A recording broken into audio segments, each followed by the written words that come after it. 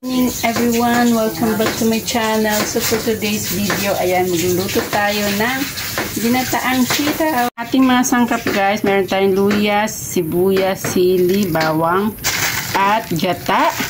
At saka ito ang ating pure coconut milk at saka ang ating kalabasa at sitaw. Syempre guys, ito ang ating sahog for today's video. Ayan, gagataan natin yan. Ayan ang ating sahog. Napakabig niya guys. So ayan guys, hihiwain muna natin ang ating ibang sangkap at sisimulan na natin magluto. Guys, ang inuuna natin ay yung huling gata. Yan, yung pangalawang gata pala guys. So isusunod natin ang ating mga sibuyas, luya at bawang. Guys, pinagsama-sama ko na at pakukuluin muna natin saglit. Nilagay na natin ang ating mga sangkap guys, pati ang sili. So ilalagay na natin ang ating big crab guys. Laki ng ano niyan guys.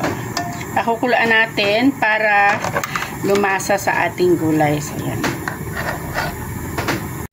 Yan guys. Sayang naman kasi guys kung hindi natin siya agagataan. Yan.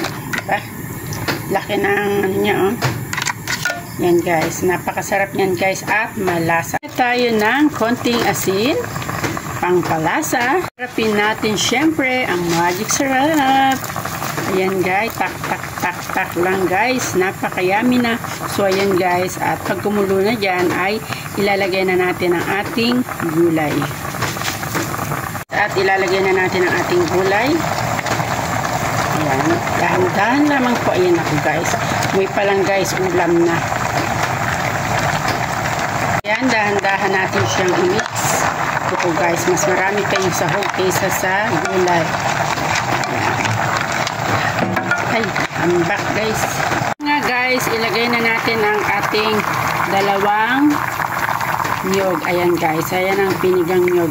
Pure na gata yan guys. Ayan. At maya-mayang konti ay matitikman na natin ang pinakamasarap na ginataang kalabasa with crabs. Pinamahalo guys. Oh.